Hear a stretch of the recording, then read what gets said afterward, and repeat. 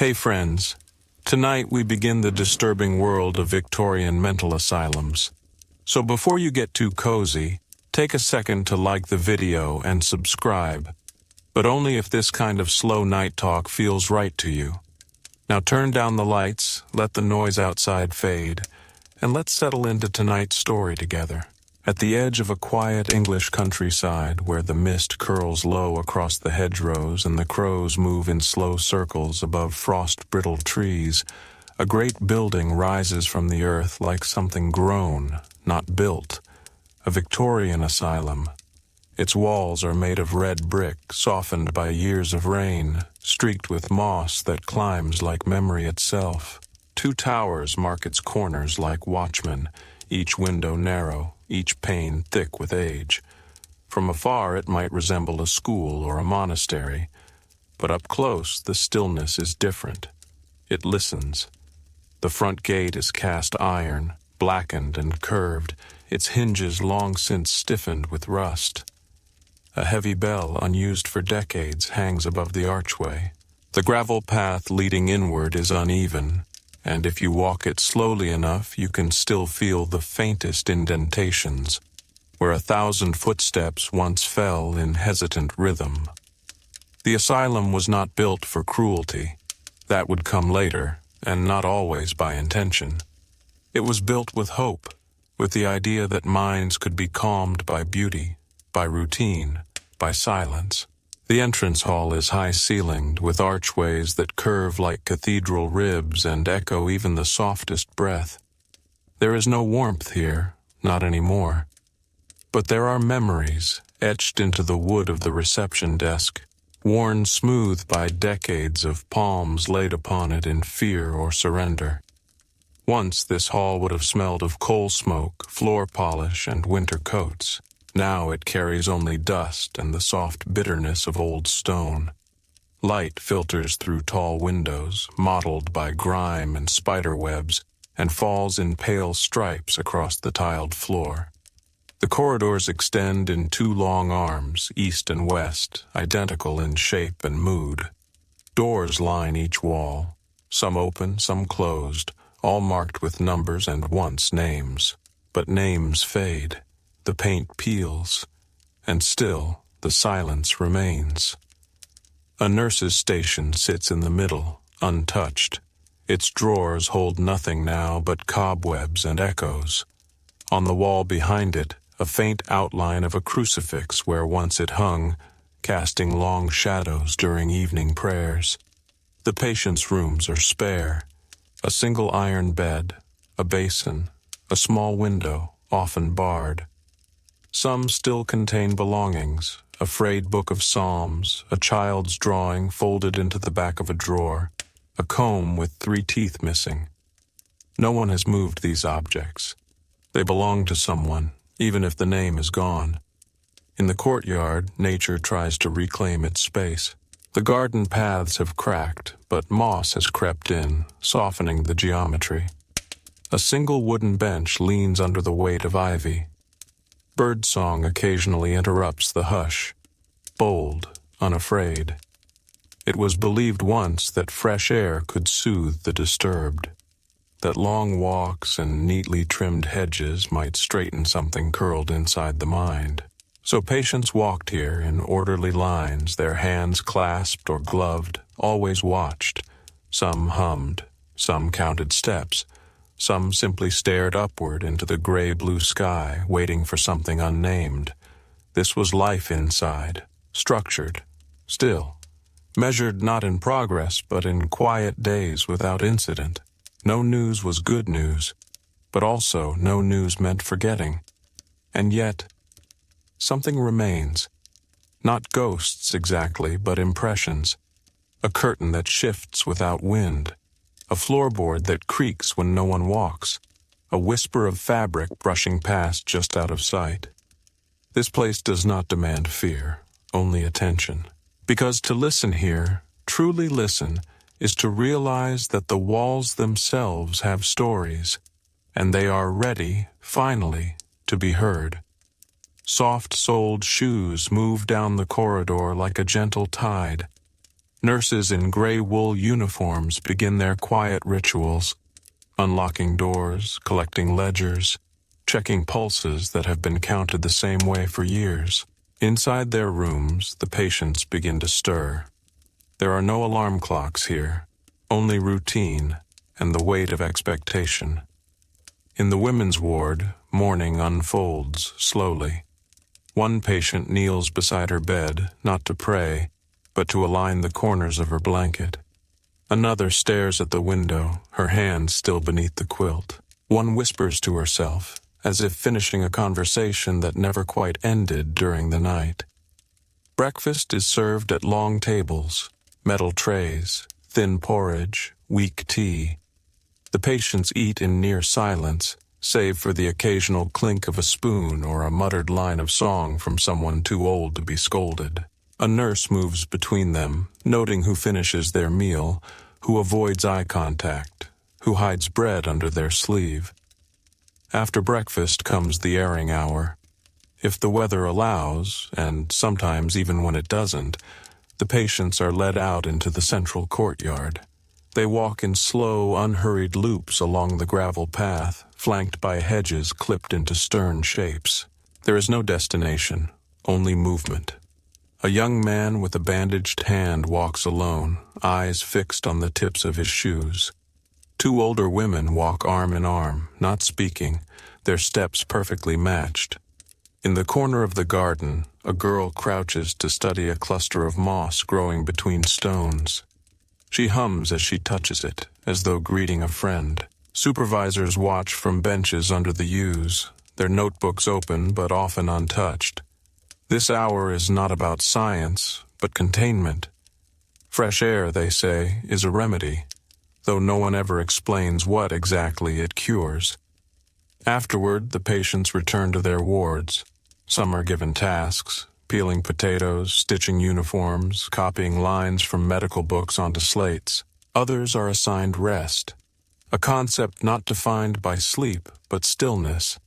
Eyes open, hands folded, bodies quiet. In the occupational room, a woman embroiders the same flower over and over on scrap linen. She never uses color, only white on white. When asked why, she replies, "Because it doesn't startle the cloth." Another paints in watercolor, always the same scene, a path leading through tall grass toward a small black dot on the horizon. Sometimes she adds a shadow behind the dot, sometimes not. Lunch is served at noon, bread, stew, a pear, if the season allows, more tea. A patient is scolded for speaking during the meal. He apologizes by folding his napkin into a bird and placing it beside the nurse's tray. She leaves it there, untouched, until cleanup. In the early afternoon, the building hushes. Sunlight warms the tiled halls, but no one lingers in them. Nurses take notes behind glass windows. A doctor stands by a file cabinet, flipping through folders as if hoping one might end differently this time. In the ward's quietest room, a woman rocks gently on her cot. She counts aloud, but skips certain numbers. Always the same ones. No one knows why. She simply says, "They don't belong anymore." And outside, the garden still holds its breath. A blackbird lands on the old iron fence. It taps the rust once, then flies off. Inside, a curtain lifts slightly, though no window is open. No one notices. Not yet. In the west wing, behind a set of thick double doors, lies the observation ward. It was designed for patients deemed fragile, not dangerous, but at risk of vanishing into themselves. Here, the days were gentler, quieter. Each moment measured with care, as if time itself might bruise them. The hallway is shorter here. The light from the windows is softer, filtered through curtains that are washed and rehung each season. The walls are lined with portraits, not of people but of flowers, copied from a botanical guide in pale watercolor. In room 3B, a woman named Esther once lived. Her name is gone from the door, but a faint oval mark remains where it was. She arrived in 1888, brought by her sister after weeks of silence. Esther did not scream or struggle. She simply stopped speaking. The notes say she responded well to structure. She took to gardening. She liked the feel of soil under her nails, even though she wore gloves. She would whisper to the rosemary bush, though only when alone. In time, Esther was given a small plot to tend near the wall. It still exists. Long overgrown now, but rosemary still thrives there. Its scent lingers strongest after rain. In the common room, patients gathered each afternoon for rest hour. Not sleep, just quiet. Chairs arranged in a circle, windows cracked to let in the breeze. Sometimes a nurse read aloud, selections from psalms or quiet poetry about stars and distant fields. One patient drew during these hours, always with charcoal, always the same image, a staircase leading down and down and down until it vanished into nothing. When asked what it was, he said only, "Memory." Another woman, Agnes, knit endlessly, scarves with no end. She never wore them.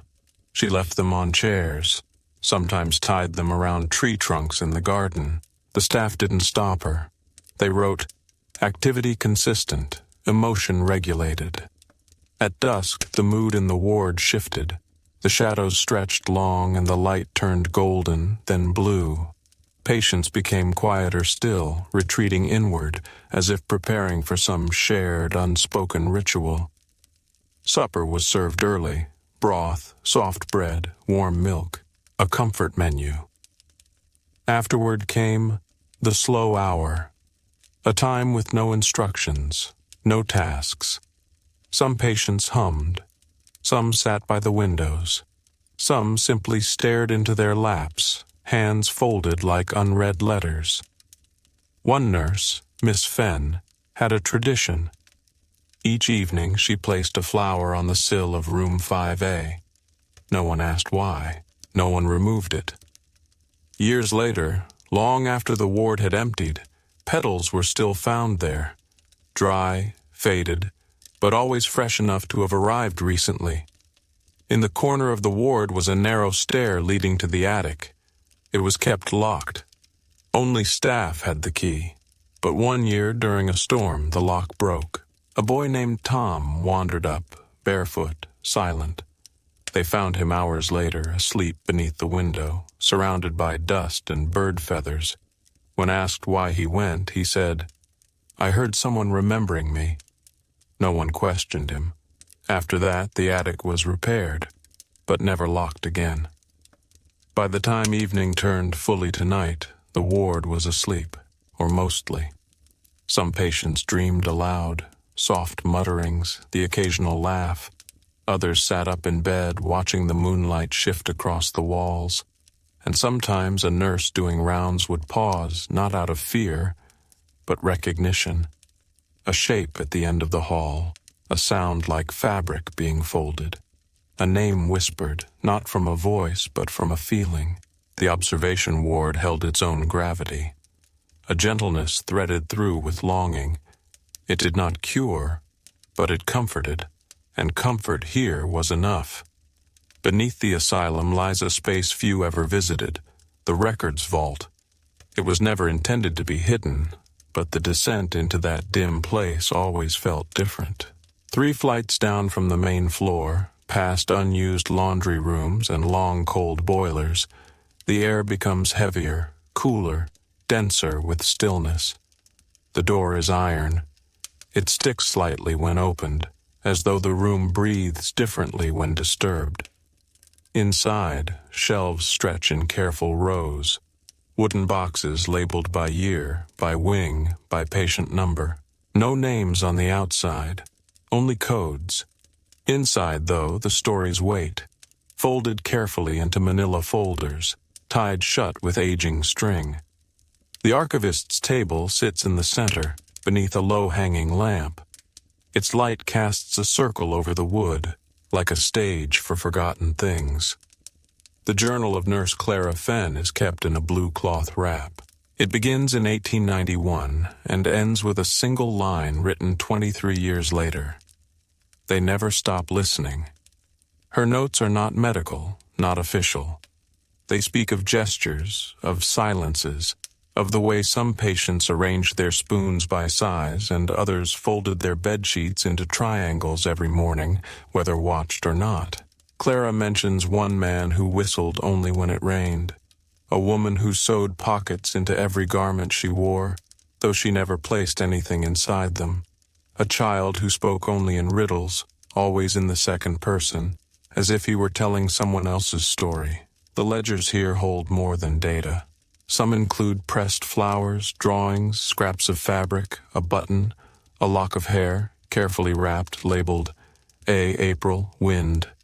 One box contains unsigned letters, unsent and perhaps unsendable, written in different hands, different inks, some so faint they seem like memory itself. I remember the birds. I remember the rain. I do not remember what brought me here, but I remember the sky before. There are notes written on the backs of patient charts, half poems, song lyrics, lists of names no longer found anywhere else in the building, and at the bottom of one box under all the papers lies a small painting, unframed, a single candle burning in the center of a dark room. A faint figure stands behind it, just a blur, like breath on glass. There's no signature, but on the back, for those who waited without words. The vault is not haunted in the usual way. There are no sudden chills, no strange voices, but people pause here, longer than they mean to. Hands hovering above certain boxes as if waiting for permission. One visitor, a researcher from Bristol, found a name that matched her grandmother's. She read the file in silence, then returned the folder to its place, untouched. "I thought I wanted to know," she said quietly. "But what I found felt like hers, not mine." The archivist nodded. The vault is not about exposure.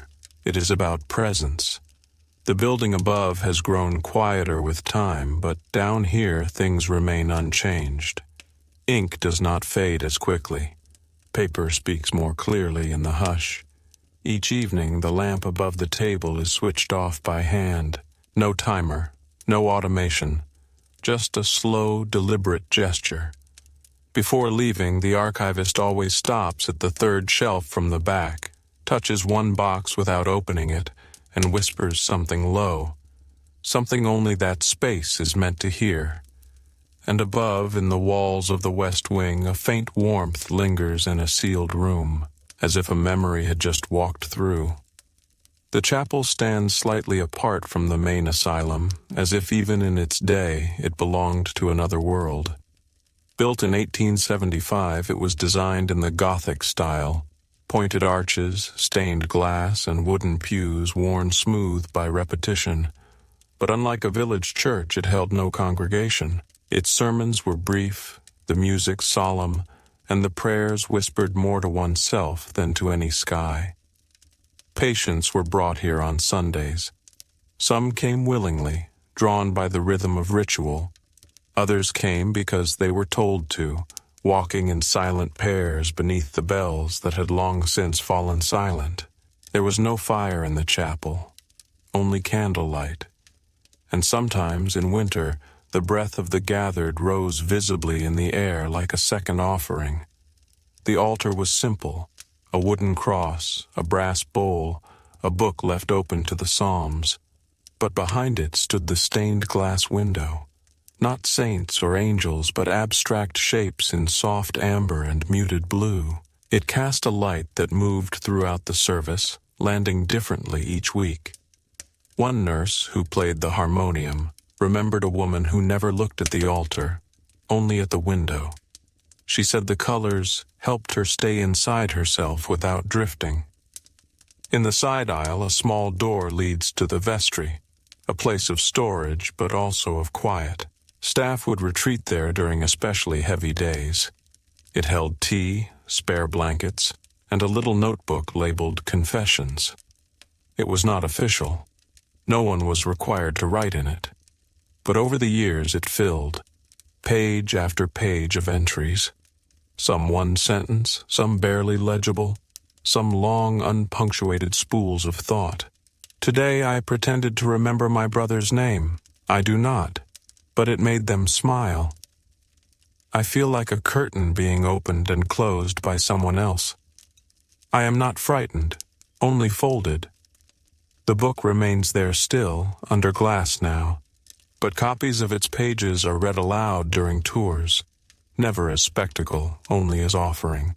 In the back pews, patients would sometimes hum, not hymns but familiar songs from childhood, war years, or lullabies long out of season. No one stopped them.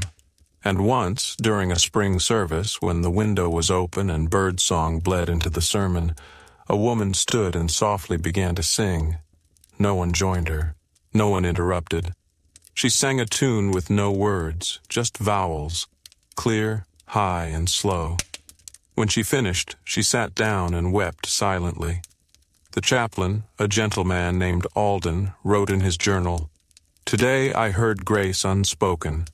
I shall not try to repeat it."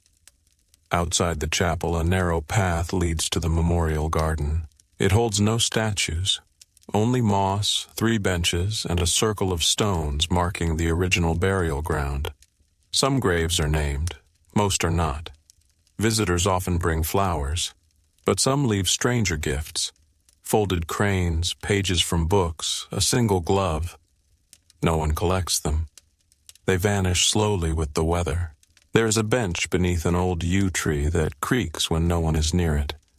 Some say it moves slightly, as if someone had just stood up. The wind here carries faint sounds, not voices, but impressions. A melody, the creak of a page being turned, a breath before speech. At dusk, the stained glass window catches the last of the light and casts a soft blue across the chapel floor. One caretaker who sweeps there each evening always pauses in that moment, not for prayer, but for stillness. And every so often, in the silence, she swears she hears the end of a song that no one is singing. The attic above the east wing is not marked on any map. It was never intended as part of the patient quarters, nor as a functional storage space. Yet it exists, tucked behind a narrow staircase with a crooked rail, the kind one finds only by accident or necessity. The door to it is plain, wooden, painted once in pale blue, now faded to the soft gray of old breath. It sticks slightly when opened, and the hinges release a sound like fabric torn gently in half. Inside, dust hangs like memory, not heavy, but constant. The air is dry, the silence absolute. This space, long ago, became something of a refuge, not officially, but quietly. When the noise of the wards grew too sharp or the weather outside too raw, some patients were allowed here, supervised always, but left mostly to themselves. They called it the upper hush. It is not a large room. Beams slope overhead, low and uneven. The floorboards creak with the weight of attention. Yet there is a comfort here, like a page left unturned. Scattered across the attic are remnants. A chair made of mismatched wood, its cushion sunken in the center. A low table where colored pencils, ancient and dulled, still sit in a chipped porcelain bowl. Along the walls, patient drawings once tacked with pins now curl inward, edges browned like dried leaves. One shows a boat drifting toward the moon, another a house with no doors. One features only circles, concentric, perfect, dozens of them. It is signed in faint pencil, MG, 1904. Near the single window stands a narrow bed frame, its mattress long gone. A blanket, however, remains, folded, unmoving, as though waiting. During certain winters, the attic was used to dry laundry. Nurses would climb the stairs with baskets of steaming linen, spreading them on ropes strung across the beams. They spoke of the warmth up here then, how it held even when the rest of the asylum turned to frost. One nurse, Judith, made a habit of staying longer than necessary. She wrote in her notes, When I sit here, I forget what time it is below. The quiet lets things settle. Not everyone approved of the attic. Some doctors insisted it encouraged fantasy, that allowing patients to sit among drawings in silence was indulgent, unhelpful. But they rarely climbed the stairs themselves. The patients called the attic the above place, not heaven, just a way. One patient brought feathers here. He'd line them on the sill, largest to smallest, then start again the next day. He never kept them. He said, they belong to the silence. Another patient, Margaret, who never spoke, once spent 3 hours drawing a door. Not elaborate, just a plain wooden one with a keyhole and a shadow behind it. When asked what was behind the door, she smiled for the first and only time. No one asked again. In the far corner of the attic lies a trunk, not locked. Inside are books with no titles. Their pages filled with symbols, fragments of languages, stitched illustrations in thread. One book contains only single words on each page. Drift, below, gather, wait. No one knows who wrote them. No one has removed the books. The attic is no longer open to the public. It was deemed structurally unsafe, though the foundation remains strong. But caretakers still check it weekly. They sweep. They straighten the chair. They replace the feather when it disappears. And sometimes, without explanation, the bowl of pencils is found refilled. Today, the window is still unbroken. The drawings still fade but do not fall. And the blanket remains folded on the frame, untouched. If you listen, truly listen, the beams do not creak with age. They shift like breath, like someone turning gently in sleep. There was a time when music echoed through the asylum's halls, not often, and not always tuneful, but music nonetheless. In the main recreation room, tucked between the men's and women's wards, sat a piano. Upright, black lacquer dulled by years of touch. Its keys were ivory, real ivory, yellowed now, chipped at the corners. It arrived in 1899, a gift from a local patron who believed melody might unlace madness, a hopeful idea, and for a time it held. Twice a week, a staff pianist came from town. He wore gloves while walking the grounds, always removed them reverently before playing. His pieces were chosen carefully, slow waltzes, hymnals, folk tunes from the countryside. He never spoke to the patients, but he bowed at the end of every piece. Some patients clapped, others wept. One woman always faced the wall when the music began, as though the sound rearranged her shadow. Eventually, patients were allowed to play, with supervision. Some banged, some traced keys with silent fingers. But a few remembered. An elderly man with white hair and a scar across his cheek once played a nocturne from memory. No sheet music, no mistakes. When asked where he had learned it, he replied, "I didn't. It learned me." A girl, barely 20, composed songs with no beginning, just middle and end. She gave them names like Rain Before Sleep and Don't Open the Red Door. No one wrote them down. And yet, even now, a few bars linger in the air when you pass that room. The recreation room also housed books, worn copies of Dickens, Bronte, Shakespeare, all stamped property of the state. Many had passages underlined, often the same ones across multiple copies. One line from Jane Eyre was marked in 7 different hands. "I am no bird, and no net ensnares me. I am a free human being with an independent will." No one knows who first underlined it.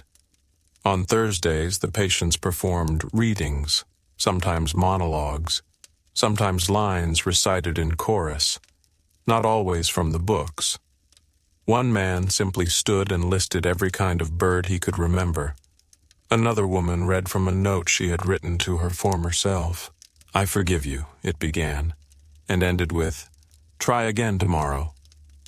There were also crafts, soap carving, rug braiding, paper folding. One man made tiny boxes, no larger than a thimble, from torn strips of hymnals. He left them in corners, under pillows, on windowsills. Inside each was a single word: still, breathe, wait, again. Not all staff understood the need for these sessions.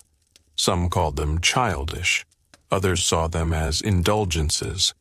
But for the patients, they offered a rare kind of agency, not healing perhaps, but shape, form, direction, and form in a place so structured held its own kind of freedom. As the years passed, the room changed. The piano grew silent, books were locked away, craft time shortened, regulations shifted, but the echoes stayed. Visitors today sometimes report hearing soft music near the room, even though it's empty. A melody not sad but unfinished, as if someone were still trying to get it right. The piano still stands there. A plaque has been added, though it doesn't explain much. Just played, heard, held. A single feather rests on the keys. No one remembers placing it. Not far from the main wards, hidden behind a stone arch almost swallowed by ivy, is the garden path known as the Loop. It circles once around the perimeter of the asylum's inner grounds, a full loop, exactly 162 steps if you walk it with even pace. The path is gravel, pale and uneven, lined on either side by low hedges that bloom only in spring and brown by midsummer. The loop was meant for walking therapy.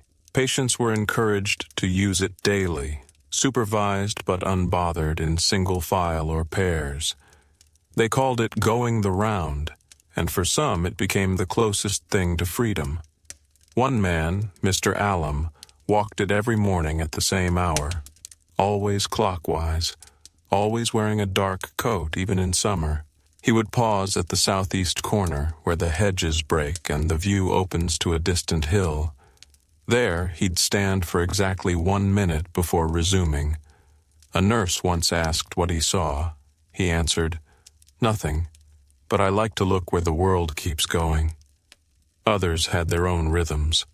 A woman in slippers walked the path backwards, eyes closed, guided by touch. A former schoolteacher counted aloud with every step, correcting herself if she lost count. A boy ran it at full speed until he fell, laughed, and did it again. The staff led him. In spring, birds nested in the hedges. Patients would leave breadcrumbs or petals along the edge. One even wrote tiny poems on scraps of paper and tucked them into branches. The sky is not a ceiling. The wind is not a wall. Staff debated removing them, but eventually allowed it.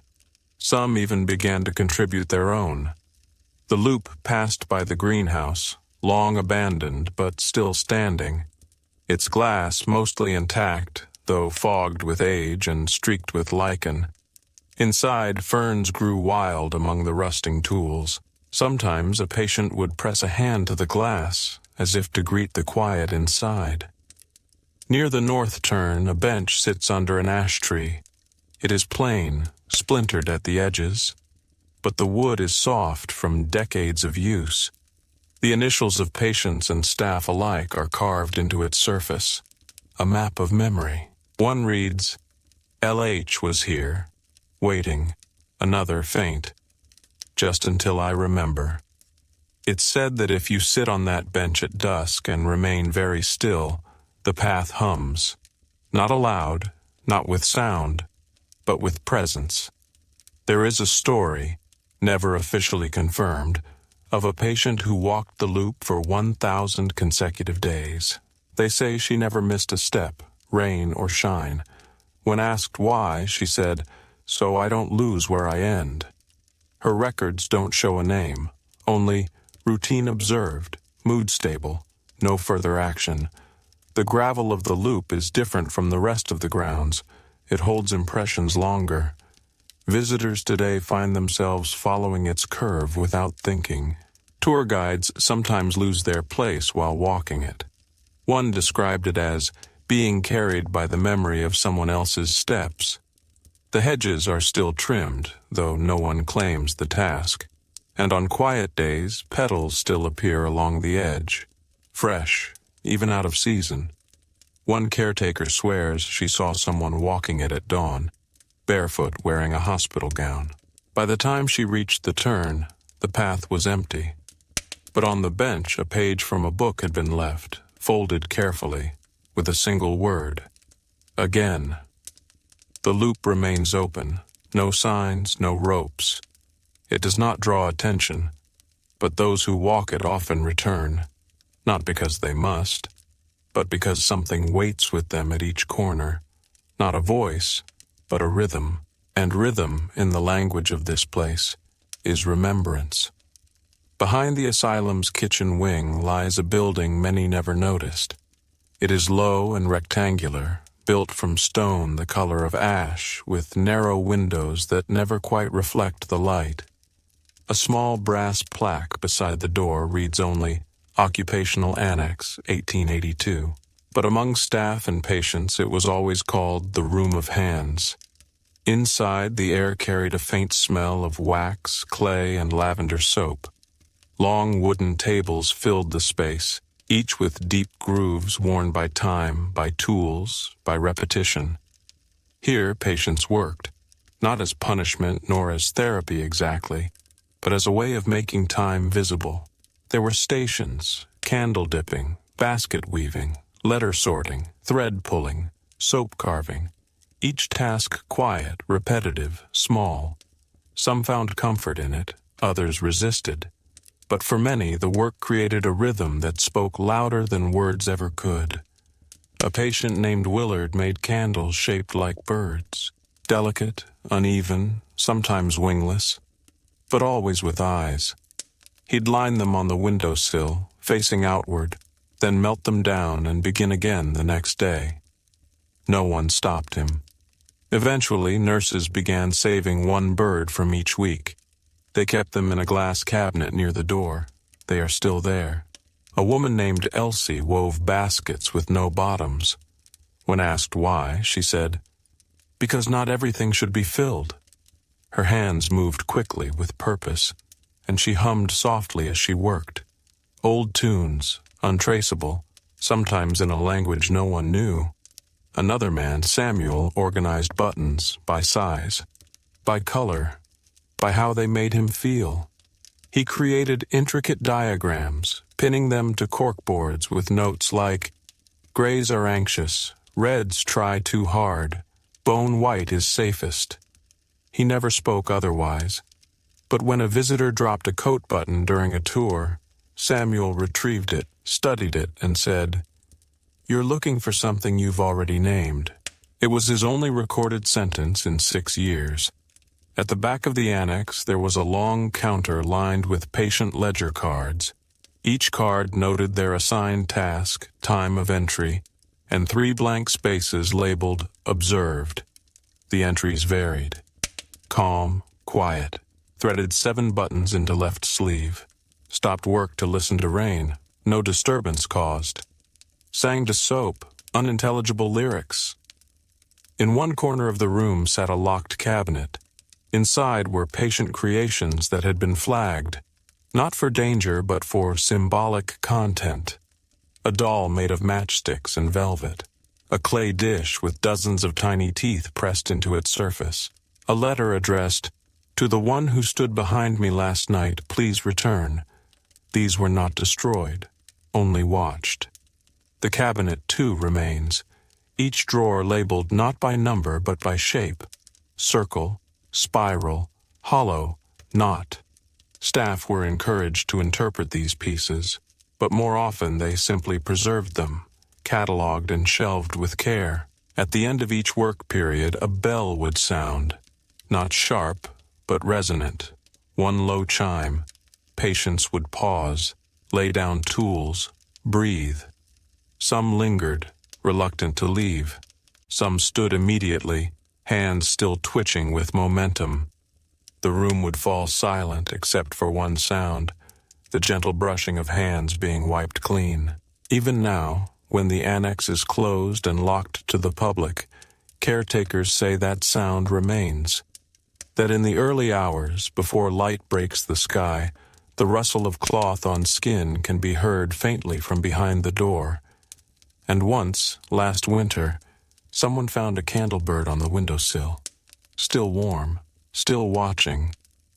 The medical wing was the newest part of the asylum, yet it felt the oldest. Its walls were cleaner, its floors smoother, its fixtures newer, but the air was colder, sharper, as though something inside had never quite warmed to human presence. It was here that diagnoses were written, that decisions were made, and that the language of the institution reached its most clinical form. The entrance bore a sign in serif brass, Assessment and Care, but everyone called it the Hall of Labels. Upon entering, visitors were met with rows of high-backed wooden chairs, arranged for waiting, not comfort. Patients sat in them quietly, ankles together, hands on laps, eyes on shoes.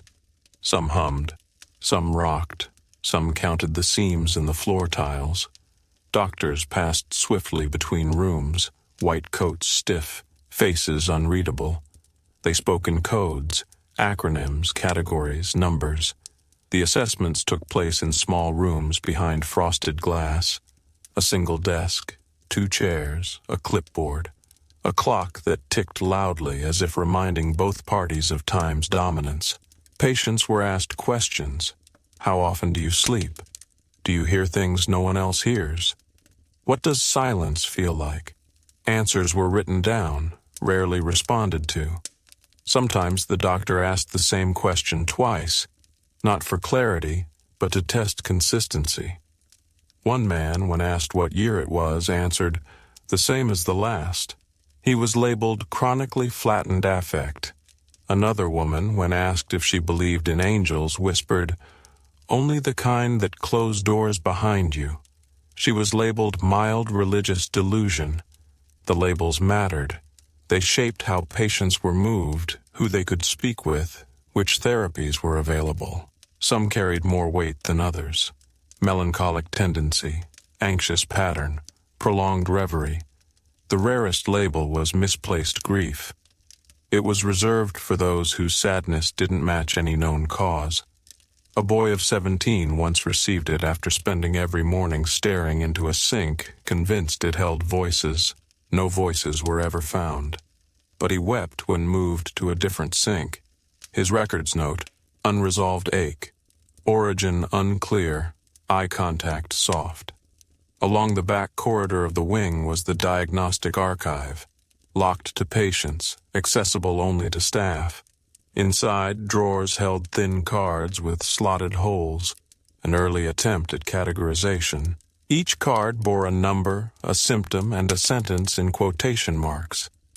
"I miss the sound of my own name.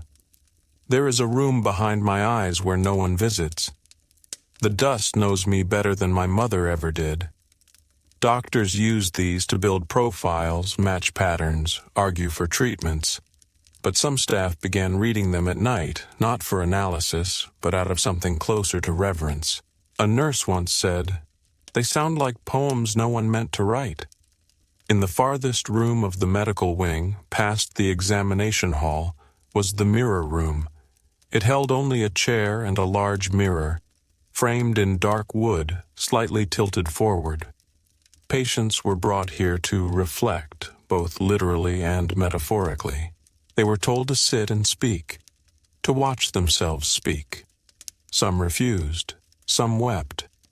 One woman sat for an hour without blinking, then stood and said, "I've been missing for years." No one could say what the mirror truly showed, but after her session, she slept through the night for the first time in months. The mirror room is now locked. A small card above the handle reads, "Fragile. Visitors are not allowed inside." But caretakers sometimes find fingerprints on the glass, as though someone still sits there searching. The labels remain archived. The drawers still click, and the clock above the waiting chairs still ticks.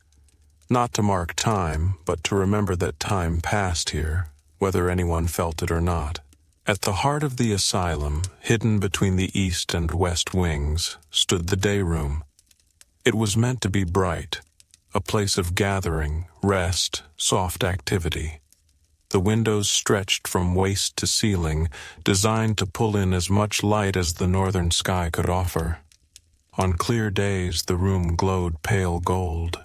On cloudy ones, it hovered in a dim hush, like a thought not quite remembered. The floors were wood, worn smooth in a pattern that mirrored the daily pacing of patients. Clockwise, usually. Always clockwise. Cushioned chairs lined the walls, each one slightly different despite attempts at uniformity. Some patients claimed they could tell which chair had belonged to whom, that the cushions remembered.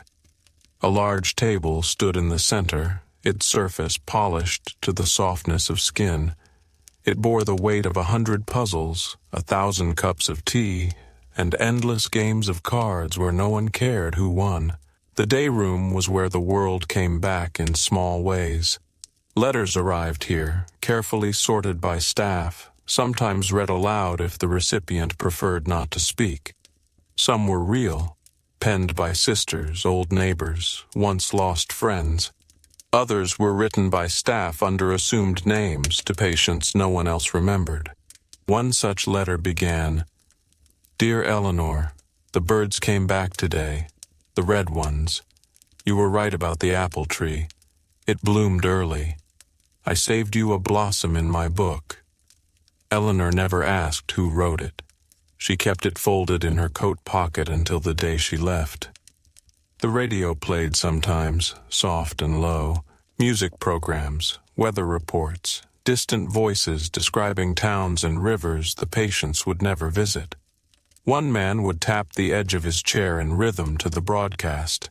He claimed he was sending Morse code to someone in Canada. No one stopped him. A tall cabinet in the corner held board games, sewing supplies, watercolors, and decks of cards missing queens or tens. The cabinet had no lock, only a latch that clicked when touched just so. It was said the patients treated it more gently than the staff ever did. In the afternoons, the day room filled with murmurs. Stories were told here, though not always clearly. One woman recited the same fairy tale each week, changing only the ending. Sometimes the fox lived, sometimes it turned into a candle, sometimes it never arrived at all. A man spoke of a city under a lake. He claimed he had lived there before the flood, and that the sound of dripping pipes in the hallways above was the city calling him back. No one corrected him. The staff wrote, "Narrative consistent, affect calm." In the colder months, blankets were passed out, hand-knit, mismatched, warm with the weight of care. Patients curled in chairs, stared through the high windows, or simply held hands with themselves. Even those who spoke little would sometimes hum here. The hum was a shared thing, low, layered, unplanned. It rose in the middle of the room like mist, and then, as if on cue, faded again. At night, the day room was empty. The curtains were drawn, chairs pushed in, table cleared. But a nurse on rounds once said she heard the shuffle of cards. Slow, deliberate, unmistakable. When she opened the door, the room was still, but one queen of spades lay face up in the center of the table. No one could explain it. Today, the day room stands untouched. The windows have clouded. The radio is silent, but the floorboards still remember the rhythm of footsteps. And sometimes, in the quietest part of the afternoon, you can almost hear someone telling a story that never quite ends the same way. Along the northern edge of the asylum grounds, beyond the last row of trees, lies a gate that opens to a small field. It was once used for deliveries, coal, linens, parcels from the city. But over time, it became something else entirely. A place of pause, of arrival, of departure. Patients rarely saw this gate from the inside, but nearly all passed through it once, at the very beginning. The road leading to it is gravel and shadowed by tall poplars. Crows often lined the fence, not as omen, but as witnesses. New arrivals came by carriage, later by motor car. They stepped out slowly, blinking at the sudden hush, shoes crunching the gravel. Their hands gripped bags, papers, or nothing at all. They stood briefly at the gate, the brass placard above it reading Westboro Hospital for the Mentally Infirm, then walked forward into a future already chosen for them. Inside the small entry hall just past the gate, a clerk would greet them, not with warmth, but with steadiness. A clipboard, a name, a birth date. A silence when no next of kin was listed. A photograph was taken, not smiling, not framed, just documentation. These photos were pinned to ledgers. Over time they faded, the ink of the names outlasting the faces. One such photo from 1907 shows a woman with a ribbon in her hair. She is standing straight, eyes clear. The margin reads only, "Said she was dreaming." Beneath the hall were storage lockers, now rusted shut. They held what couldn't be brought inside: knives, books with torn pages, shoes with metal tips, letters from people no longer trusted. Some patients asked for these items again. Most never did. Staff rarely spoke of the intake gate. To them, it was the beginning of the story that didn't require retelling. They focused on the middle, on management, behavior, progress. But the gate remembered everything. Even now, if you walk that path in early morning, there's a sensation, not of being watched, but measured, as if the gravel still counts each footstep. A nurse's journal once mentioned the scent that clung to new arrivals. Not perfume, not sweat, but something older, like wet leaves or cooled ink. One patient, upon stepping through the gate, dropped to her knees and whispered, "This is where my name becomes echo." She was not recorded as difficult. She was noted as quiet, compliant, prone to metaphor. Over the decades, some patients escaped through that gate. Most were returned. One climbed the poplar and waited 3 hours before being noticed. He simply said, "I needed to see the other side from above." The gate was later reinforced, its hinges oiled, its presence unspoken. But staff began noticing something peculiar. Each year on the same autumn morning, a feather would appear on the top rail, always white, always whole. They started marking it on the calendar. Feather Day. No one knew why, no birds nested nearby. But the feather arrived year after year. One year it didn't. But instead, a folded paper was found, weighted with a pebble. The note inside read, "I stepped in as they stepped out. We traded silence." Today, the gate still stands. The brass is tarnished, the latch stiff, but the path remains walkable.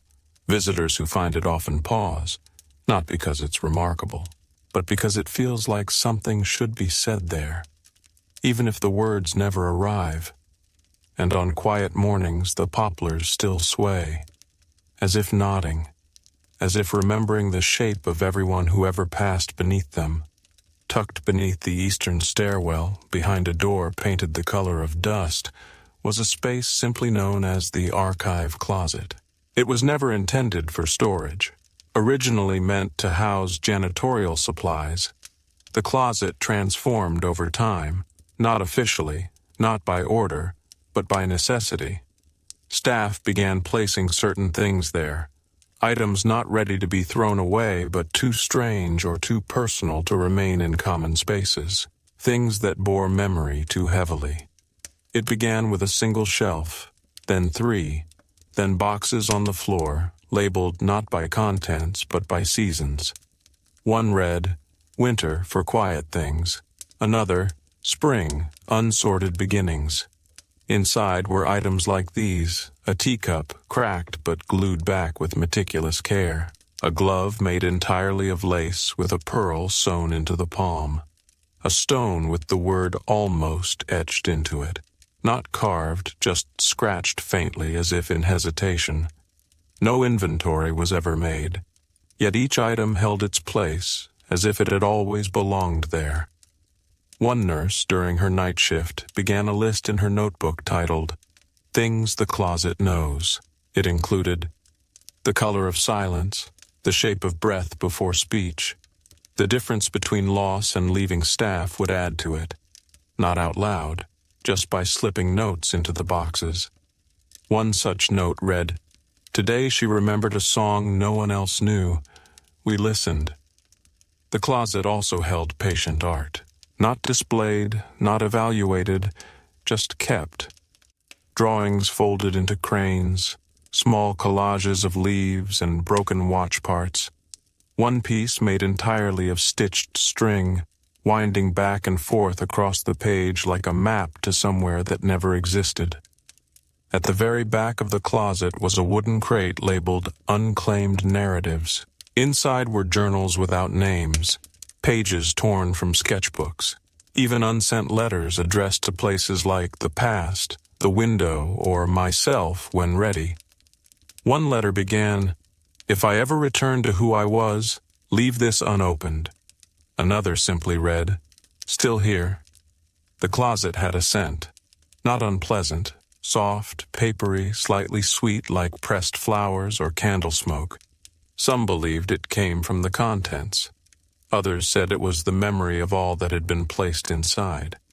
Patients rarely saw the closet. But one day, a boy named Eli wandered in. He stood for a long time, then picked up a single button from the floor and said, "This was waiting for me." He kept it in his pocket from then on. When he left the asylum years later, the button remained. Staff found it placed carefully on the doorknob, wrapped in a note that read, "I'm not done, but I'm not lost."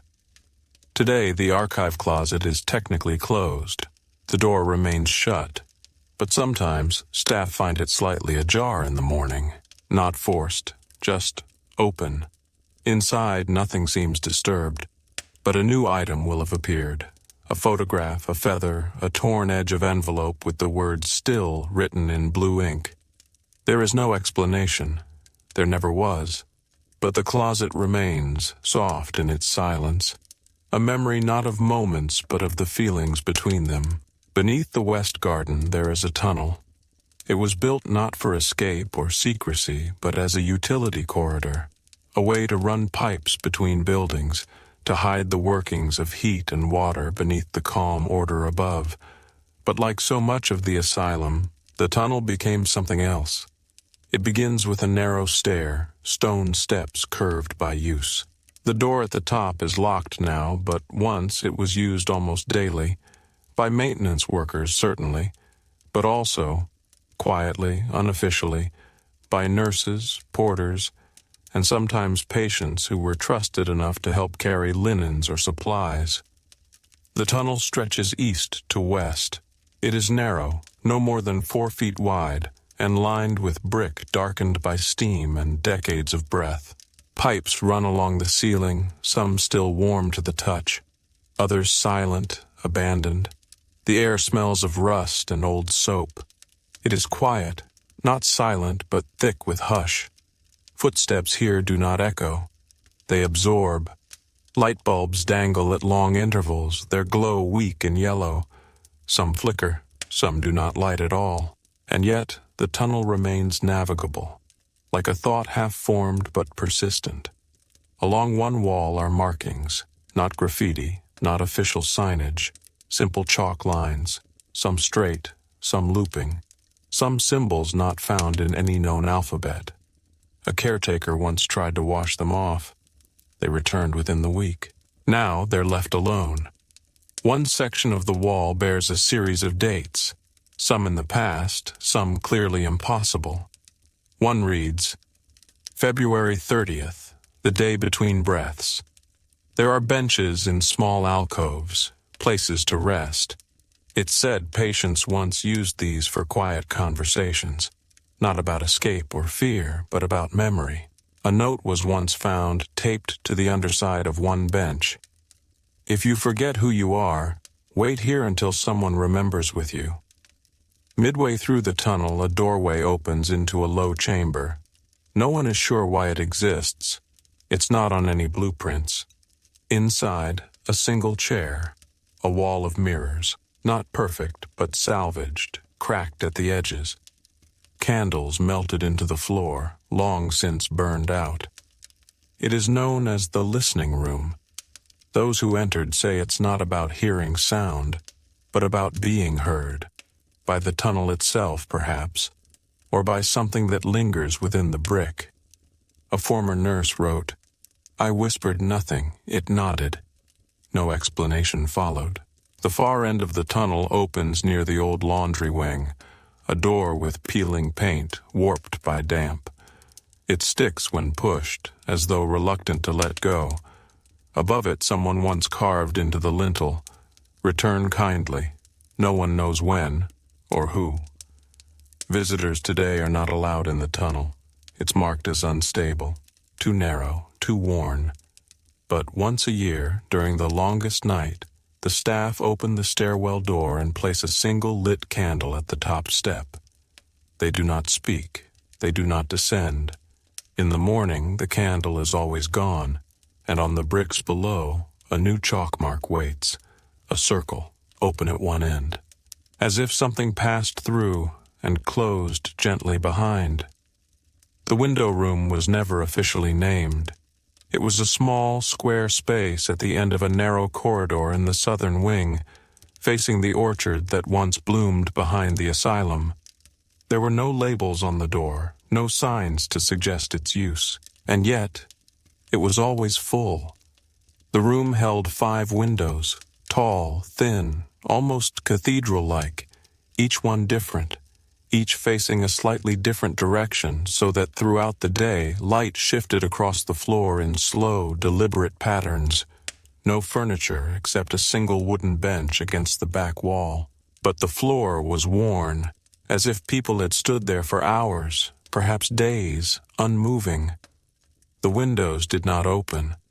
Their glass was original, wavy with age, stained slightly green at the corners where moss had begun to gather. They looked out at simple things, a patch of earth, a fence, the twisted shadow of the orchard trees. In winter, snow. In spring, pale pink petals drifting like forgotten paper. But the patients called them by names. One was the far mirror, another, the listening glass, one simply, the other side. Each patient seemed drawn to a specific window. They would return to it again and again, even if brought at different times of day. They said nothing, mostly, just watched. One woman pressed her forehead to the glass every afternoon, always at the same angle. She left faint oil prints, small ghosts of herself. When she passed, the prints remained. Staff cleaned them once, but they returned the next morning as if placed carefully by air. A boy sat cross-legged on the floor before the second window and whispered names. Not his own, not anyone's known. Just names, spoken softly, one by one. A nurse once tried to record them, but her pen stopped writing after the 4th. The ink returned an hour later of its own accord. Patients were never told what the room was for. There were no rules, no prompts, just silence and watching. One patient left a note on the bench. I saw it. It didn't see me back, but I think it knew I was there. Another wrote in the margin of a sketch pad, "The orchard breathes, very slowly, almost kindly." On particularly still days, the glass seemed to hum, not loud, not even sound, but a vibration, like the wing beat of something unseen. A visiting doctor dismissed it as superstition. Then, standing before the 3rd window, she dropped her clipboard and did not speak for nearly 5 minutes. When she finally left, she signed out as observed, changed. At twilight, the windows took on a different quality. They no longer reflected. Instead, they darkened, became deep, like wells. Some staff refused to clean the room after dusk. Others lit candles and left them on the bench without lighting them. No one ever found matches. The orchard behind the windows is now overgrown. The trees lean together like old confidants. The petals still fall, even when there are no blooms. Caretakers have stopped assigning the room. Yet the door is always unlocked, and every few weeks the bench has been moved, ever so slightly, as if someone sat, then stood, then left with care. The windows remain untouched, their glass faintly warm in the morning, cool by noon. And in the quiet hour just before dark, each reflects not the room, but something softer, not a memory, not a vision, just the suggestion that somewhere still someone is watching too. Down a half-forgotten hall in the northern annex, behind a curtain of ivy that grew through cracks in the brick, lay the room of letters. It had no formal designation, no key, no schedule. But the patients knew where to find it, and the staff eventually let it be. It was a narrow chamber, with walls the color of unbleached linen. One long wooden desk ran the length of the room, and beside it stood an old post box, the kind with tiny square drawers once labeled A to Z, but there were no addresses, no stamps, no delivery routes. The letters here were never sent. They were written on everything. Paper, linen, the backs of forms, the blank pages of old ledgers, in pencil, ink, charcoal, some written carefully, others scratched, blurred, folded again and again until they felt like stone. They were addressed to strange places, to the wind above the orchard, to the one who waits behind my left shoulder, to the version of me that slept to the silence that listens kindly. Some were unsigned, others bore initials or symbols or fingerprints. One nurse discovered a letter that read, "Please tell the crows I didn't mean it." Another said simply, "Yes, just yes." No one instructed the patients to write. The idea had grown on its own over years. One person left a note in a drawer, and another replied, and then another, and the drawer became a box, and the box became a room. Some wrote every day. A woman named Hetty folded her notes into cranes and tucked them into the corners of the shelves. She never read them once written. A man known only as Thomas wrote in mirror script, reversed, elegant, and whispered the words aloud as his pen moved. When asked why, he replied, "So the page hears it first." The room had rules, but none were spoken. Don't take the letters. Don't unfold someone else's without care. And if a letter disappears, do not look for it. It went where it needed to go. Staff began to leave messages, too. At first anonymously, later openly. A groundskeeper left a letter that read, "Sometimes I dream I'm raking leaves that never fell. I wake tired and happy." The matron wrote once, "I miss the voice I never got to use, the one that would have been softer." No one was judged, and yet some letters carried deep quiet, not grief, not confession, but something that hovered gently between. One was written in green ink on onion skin paper. "You are not the echo, you are the breath that came before it." A collection of letters was found folded into a velvet pouch, each page addressed to "the year that forgot me." They were not sad, just still. Eventually, the postbox filled, then overflowed. The drawers would no longer close, yet the pile never grew beyond the desk. Somehow, every new letter found a space, as though the room adjusted for them, or as though something unseen was reading and then moving them along. Today, the room of letters remains undisturbed. It is not open to visitors, but occasionally a caretaker will find a page slipped under the door. New ink, recent folds. Last winter, one such letter appeared. The envelope was blank, sealed with red wax. Inside, a single line, "Thank you for waiting while I learned how to speak." Near the oldest wing of the asylum, where the stone turns pale and the vines cling with more tenderness than weight, there is a room not found on any map. It has no number, no file mentions it. Yet everyone knows where it is. They call it the quiet clock. Not because it ticks, it doesn't. Not because it tells time, it can't. But because once inside, time seems to behave differently. The room is circular, its ceiling domed, though shallow, with a single skylight of thick glass through which only a pale blur of sky is ever visible. Along the walls are 12 chairs, evenly spaced. They do not face each other. They face inward, toward the center of the room, where nothing sits but a circle carved into the stone. No markings, no text.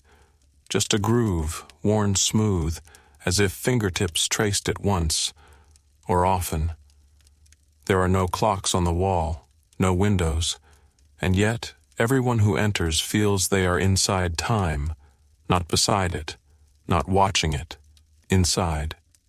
Patients who sat here often said they felt held, that the room hummed, not with noise, but with presence, that their thoughts slowed, not dulled, slowed, as if time had bent around them, gently, and asked them to stay a while.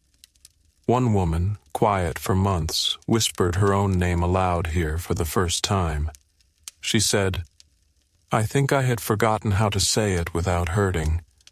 Then she laughed, once, and cried without tears. The room had no attendant, no guard, but patients came and went with unusual harmony. No one lingered past their hour. No one interrupted another's time. Staff noted it. They called it the unspoken schedule. One nurse wrote, "It is the only room where no one asks for more." On the ceiling's edge, faint engravings have been found. Symbols, not letters. Curves and arcs, like the moon drawn from memory. One doctor attempted to translate them, believing they formed a pattern. After months, he left a single note in the staff log, not to be read, only understood. In the 1940s, the skylight cracked during a storm. Glass never fell. The crack remains. It looks like a line drawn in haste or a path someone once took too quickly. Some patients began calling it the fracture. When asked what that meant, a man answered, "That's where the time escaped." No one laughed. They simply made room for the idea. Over the years, new chairs were added. They never matched. A green velvet one, a stiff-backed one from the chapel, a folding stool just once. But the number remained 12. If one broke, it was quietly replaced. And always, always, someone knew which chair was theirs. Once a patient brought a clock, small, gold, ticking softly.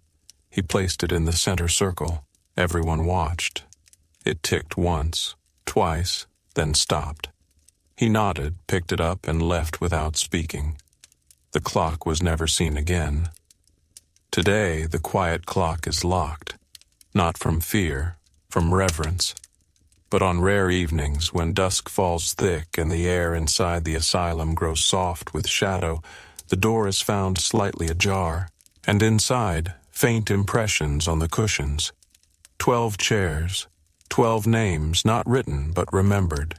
And in the center, the circle waits, unchanging, still warm somehow, still turning quietly beneath the skin of the world. Not far from the quiet clock, beneath the corridor that once connected the men's dormitory to the infirmary, there lies a small vaulted chamber known only as the whisper room. It was never meant for speech. No signs lead to it. The hallway that ends there bends sharply, as though the building itself tried to forget the way. The floor shifts subtly as you approach, not broken, just unsettled. The room itself is round, but not perfect. Its walls are made of stone, mottled with patches of mineral bloom. Moisture clings here even in summer. The air tastes of chalk and breath. No furnishings, no lights. But a bench has been carved directly from the wall, low and deep, as though someone once decided to wait here forever. The name, the whisper room, came from the patients. No one recalls who said it first. But the name stayed because it was true. The room responds, not with sound exactly, but when someone speaks here, even softly, even unintentionally, the words seem to fall into the stone, then return, not echoed, altered, filtered perhaps through memory or intention. One man recited poetry here, old verses he'd half forgotten. The room replied with the final line, but changed the last word, from light to stillness. He laughed, then cried, then laughed again. A woman came every Thursday, though no one told her to. She whispered questions. Did I love them enough? Where did the other dream go? Am I still underneath it all? She never spoke of what she heard in return, but she always left steadier. Staff eventually allowed supervised visits, only one patient at a time, 10 minutes max, a nurse waiting outside with a watch. But sometimes the door wouldn't open right away, even when unlocked, even when pulled, as if the room needed to finish its thought. A doctor, skeptical, once spent half an hour there alone. He said nothing, just sat, listened. He came out pale, then requested reassignment. His note read, "The room is not empty, it's listening backward." No action was taken. There are stories, unconfirmed, of patients hearing voices in languages they didn't speak, or receiving words they claimed weren't meant for them, but for someone they hadn't met yet. One man said, "I heard my brother's voice. He died before I was born. He told me the trees forgive." His file noted, "Delusional episode, resolved peacefully." The whisper room has no known purpose in the original blueprints. It doesn't match the surrounding architecture. Its walls are thicker than they should be. Some believe it predates the asylum, a remnant of something older, older than stone, older than silence. A maintenance worker once found an inscription near the base of the wall, barely visible in low light. It read, "Speak only what you can carry back." No one could decipher who wrote it, but afterward the 10-minute rule was quietly reduced to 5. Now the whisper room is sealed, not permanently, just gently, as if it might need to be opened again someday. Staff do not speak of it often, but occasionally a page appears in the suggestion box, unsigned, asking, "Can I return to the room that listens?" The answer is never written. But the next morning the hallway is always clean, and a single stone on the bench is warm to the touch. Above the southern wall of the asylum, behind a crooked iron gate that now leans inward, rests a patch of land known as the Hill of Names. It is not marked as a cemetery. There are no official records, but it is, unmistakably, a place of remembrance. The hill itself is gentle, a slow rise, carpeted in moss and wild thyme. It overlooks the orchard on one side and the back edge of the main building on the other. Wind always seems to find it, even on still days. There are stones, dozens, no two alike. Some tall, some flat, some half-buried. Most bear no inscription, but each has a mark, a carved symbol, a pressed handprint, a small metal pin rusted in place. They are not graves in the formal sense, but the patients called them memory anchors, places where names could rest even if the bodies were elsewhere. One patient, a former stonemason, spent every Sunday on the hill cleaning the moss from a specific stone. When asked whose it was, he answered, "Someone who told me their favorite season." Another woman would sit cross-legged in the grass and hum. No song, just tone. Her eyes always closed. She never touched a stone, just listened. A child once brought marbles and lined them up atop a flat marker. He said it was for the man who gave me stories. There are offerings, too, pressed flowers, buttons, feathers tied with thread. One stone bears a single blue bead that no weather seems able to move. The staff allowed the practice, at first uncertain, later reverent. They created no system, no charts, They simply let the hill be. Each year, at the first frost, a group of nurses climbed the hill before dawn and left a ribbon on every stone. Color didn't matter, only texture. Velvet, silk, twine. They called it the soft telling. Patients were not woken, but some stirred in their sleep as if touched gently by memory. One record notes, "Patient whispered a name unknown to staff, slept peacefully." During renovations in the 1970s, plans were made to level the hill, to build a new storage facility, but work never began. Every surveyor's measurement came back skewed. Equipment failed. 3 blueprints vanished from locked drawers. Eventually, the project was quietly abandoned. A groundskeeper later admitted he misplaced the work orders on purpose. His grandmother had been a patient here. He never found her name, but he believed her stone was the one near the yarrow patch. "Feels like her," he said. No one argued. Today, the Hill of Names remains untouched. Grass trimmed gently, moss left soft. Visitors occasionally stumble upon it. They speak less here, walk slower. Children especially seem drawn to one particular stone with a carved spiral. They sit beside it, sometimes giggle, then run on.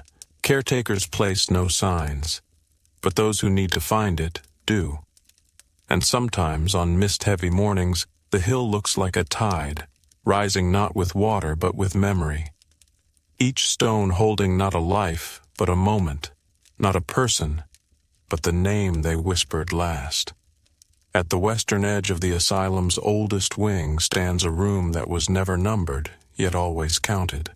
It is known as the inventory room, not for supplies, not for tools, but for stories. Those that couldn't be categorized and those that arrived without names. The room itself is square but feels longer than it is. The walls are lined with drawers, hundreds of them, each identical in size, each with a brass pull and a thin paper label tucked into a slot. The labels are not names, they are moments. The day the birds didn't leave. Quiet beneath the third rain. After she said the river dream again. Some drawers are empty, some hold pages, buttons, threads. One contains a folded piece of wool that smells faintly of juniper. Another, a single chess piece, a pawn, carved from what looks like ash wood and painted sky blue. No catalog exists, no master list. Yet staff knew how to find what they were looking for, not by logic, but by listening. A nurse once said, "If you hold your breath and listen with your palms, the right drawer warms slightly. That's the one." Patients rarely entered, but their stories filled the space. A woman who spoke in riddles for months left behind a map drawn on the inside of a handkerchief. The map led nowhere, and yet those who traced it with their fingers often cried without understanding why. A man who refused to speak gave a nurse a slip of paper each day with a single letter. After 2 years, the nurse arranged them, not into words, but into a pattern that, when shown to the man, made him smile for the first time. The paper is in drawer 49, pattern with no word. Once a week, during evening rounds, a lantern was placed in the center of the room, not electric, always flame. Staff would sit in silence, draw open a single drawer, and place its contents in the lantern light. Not to read or analyze, just to witness. They called it the warming. No records were kept of what was seen, but one entry in the staff log read, "Drawer 207 breathed tonight. I let it." No further detail. At the back of the room, hidden behind a false panel, is one last drawer. It is larger, unlabeled, locked not with a key but with silence. It opens only when no one is watching, and only when the room decides its time. Inside, as best remembered, is a single object, a bell. It does not ring, not when shaken, not when dropped, but some say in dreams they've heard it. Not sharply, not loud, but clear, like the moment before a memory returns. Today, the inventory room is rarely opened. The drawers remain. Dust settles gently. Yet staff still find new labels, written in unfamiliar handwriting, placed where none had been before. One recent edition reads, "The breath between yes and no." Another, "When the window looked back." No one knows who wrote them, or when. But the drawers remain warm. The brass pulls still shine faintly when touched, and the air inside carries a scent of paper, rain, and something else. Something like memory waiting to be remembered. In the east courtyard, where ivy overtakes even the benches and time forgets to pass, stands a greenhouse, long abandoned, yet strangely untouched. Once meant for therapy, the glass house, as they called it, was filled with plants believed to soothe. Lavender, rosemary, lemon balm, but the patients quickly grew more interested in the plants that weren't labeled. The ones that arrived unplanted, the ones no one recalled bringing. It was warm there, even in winter. Condensation would bead along the glass and trickle down like slow tears catching the light. Inside, breath fogged every pane. Sound felt different, like the walls kept secrets in exchange for stillness. The plants took over quickly. Vines slipped across the floor in silence. Small trees bloomed from the corners. Moss grew thick along the water pipes until they looked like veins. But nothing wilted, not even in frost, not even when untended. Patients came on rotation, but eventually routines faded. They began arriving unscheduled, one by one, to sit, to stare, to press hands to soil as if asking something to remember them. A woman named Clara once buried a note beneath a patch of wild fennel. When she returned 3 days later, the note was gone, but a sprig of mint had grown in its place, curled like script. No one disturbed it. Others began leaving things: a string of beads, a scrap of lace, a page torn from a dream journal with only a single word: return. Staff allowed it, even encouraged it quietly. The matron once said, "They speak more in here than in any therapy we've tried." A physician disagreed, declaring it unsafe. He entered alone one afternoon to assess. He did not speak of what he saw, but placed his resignation letter beneath the watering can and never returned. The can remains there still, dry but always slightly cool. Over time, the glass house became something else. Not a place to grow things. A place where things revealed themselves, slowly, quietly, like the breath of someone just waking up. On summer nights, patients swore they saw petals glow faintly blue. In winter, frost patterns appeared on the glass, not chaotic, but shaped, like keys, like eyes, like the veins of leaves that had never existed. One child, silent since admission, walked in and whispered, "They're listening." Then he smiled and left a stone on the bench. It's still there. When the asylum closed, no one claimed the glass house. It was not marked for demolition. It did not appear in the inventory. But caretakers still find paths cleared in the grass, as if someone walks there regularly. And sometimes, just before dawn, fog gathers thick inside the panes. Not outside, not from dew, from within. The plants remain lush, untouched by season. The door swings softly in wind, creaking once at exactly the same hour each night. Not as warning, as welcome. Tucked deep in the undercroft of the western wing, beneath the original brickwork and behind a door with no handle, lies a space known only as the Archive of Breath.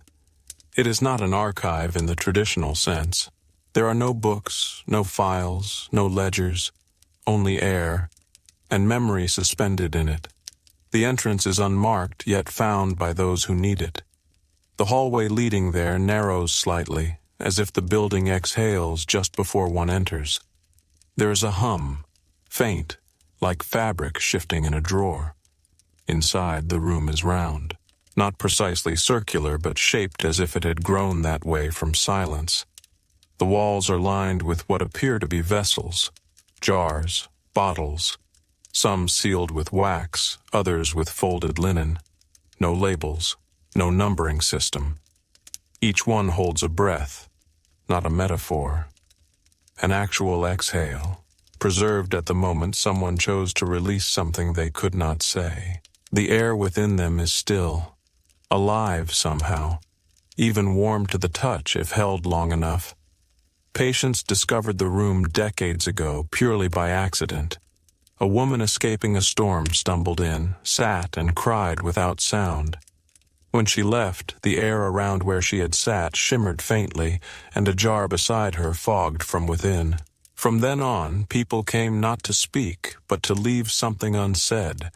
They would sit in stillness, breathe in, hold, then exhale into the space.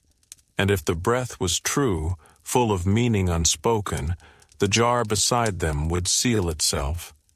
Over time, staff noticed, they began entering after hours, not for curiosity, but to feel close to the things that were never told.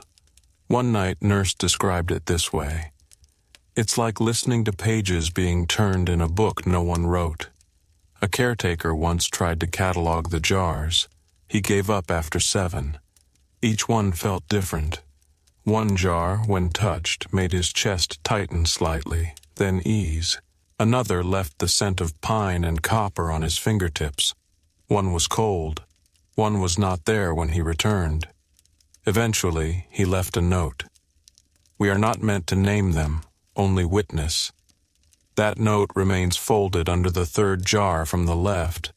The wax seal there carries a thumbprint no one's been able to match. Some believe the archive is where the asylum speaks back, that each breath preserved is a reply to a question never asked aloud. Others think it's simply a place of peace, a place where things go not to die, but to rest. No patient ever took a jar, but some would return to the same one day after day and sit beside it in silence, as if listening to something only they could understand. Once a girl held one jar for an hour. When she left, the condensation on the glass had formed a spiral, gentle, incomplete. She said only, "It remembers differently now." Today, the archive of breath is considered off-limits, a quiet formality. But every few weeks, a new vessel appears. The wax is always fresh, the linen always folded in the same way, one's corner tucked beneath the rest like a gesture of sleep. No one sees who places them, but the shelf makes room, and the room holds steady. Visitors who pass by the sealed door sometimes report feeling a soft pressure in the chest, not discomfort, not fear, just the sense that something within them wants to be let go. At the very top of the asylum, higher than most staff ever climbed, sat the attic of unfinished rooms. It was not one space, but many. A tangle of half-built chambers, forgotten renovations, and framed walls that never received their plaster. Sunlight filtered through slats in the ceiling where the shingles had given way. Dust hung in the air like memory suspended. The attic had been used once for storage. Old beds, bent lampstands, boxes labeled in rushed handwriting, sundries, broken archive D. But over time, the space changed. Or perhaps patients began noticing something others did not. That the attic did not remain still. Walls shifted slightly from week to week. Floorboards bowed, then straightened. Doorways appeared where none had been. One patient described it as a house still dreaming itself. She was not considered disturbed. In fact, she was known for her precision. A former architect, admitted after her mind had turned unsteady with loss. She drew the attic again and again, but every drawing was different. One day she stopped and said, "It doesn't want to be decided." The staff stopped correcting her. Others followed. Patients who'd grown withdrawn began requesting visits to the attic. They spoke little once there, only walked among the beams and half rooms with a strange kind of reverence. One man left tokens in each space, A coin, a matchstick, a note reading simply, "Try again." A woman brought thread and strung it between nails as if mapping connections no blueprint ever saw. Nurses allowed it, under supervision. Eventually, some came on their own, not to observe, but to walk. A night orderly once fell asleep in the farthest corner and woke to find a new alcove behind her, empty but warm, as if someone had recently been sitting there. She never found it again. The attic began to carry sound strangely. A whisper spoken in one unfinished doorway would be heard clearly on the opposite side, not echoed, translated. One whispered, "I'm afraid I've forgotten who I am." And on the far wall a chalk line appeared, curved like a question mark. No one erased it. Eventually, staff began referring to the space in their logs. Patient wandered to attic room 4B. Observed gentle interaction with wall void. No distress, marked calm. But there was no room 4B, and the wall void was not measurable. Still, the notes continued. During a storm in '63, the roof buckled above one corner. Everyone feared collapse. Yet in the morning, not only was the section intact, it was larger. There was now a window facing west where none had been before. Through it, the orchard could be seen, and faintly, the Hill of Names. Patients began calling it the remembering window. They took turns sitting there, sometimes for minutes, sometimes longer, not watching, just being. When the asylum closed, most entrances to the attic were sealed. Safety concerns, decay. But one hatch remains. Locked, yes. But each spring a flower is found pushed through its edge. Not from the grounds, not from any known plant. Pale blue, soft as breath. It is left there by unseen hands. The unfinished rooms above remain, changing. Unfinished still, but never broken. As though some part of the asylum continues building what the rest of the world was too hurried to finish. On the asylum's northern perimeter, between the weathered stone wall and the path that once led carriages in from the city, lay a narrow garden known simply as the Loop. It was not planted with purpose. No records name its designer. But the space had existed as long as anyone could remember. A crescent of earth shaped like a question turned sideways. The Loop was overgrown but gentle. Time crept along the borders. Dandelions rose boldly between cracks in the path. Tiny violets, uninvited, bloomed like scattered secrets. Patients found it by wandering, those restless in the early mornings, those seeking something they couldn't name. And once they found it, they returned. The path curved gently inward, leading not forward but around. No destination, just motion. It became a place for repetition, walking, pacing, thinking thoughts that circled, soft and without end. A nurse once said, "The Loop gives shape to thoughts that can't stand still." No one corrected her. A man named Ezra walked it every morning before breakfast, always in 5 circuits. He carried a pine cone in one hand and touched it to each of the 4 boundary stones as he passed. When asked why, he replied, "To remind the corners they're not forgotten." Others followed his lead, but each found their own ritual. One woman brought a spoon each day and left it beside the eastern stone. By the next morning it was always gone. Another hummed a single note every time she passed the bent willow tree. Over time, the tree leaned closer.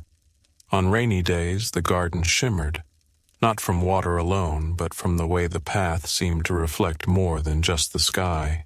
Some patients said it showed other seasons, petals falling in winter, frost glinting in summer. No photos captured it.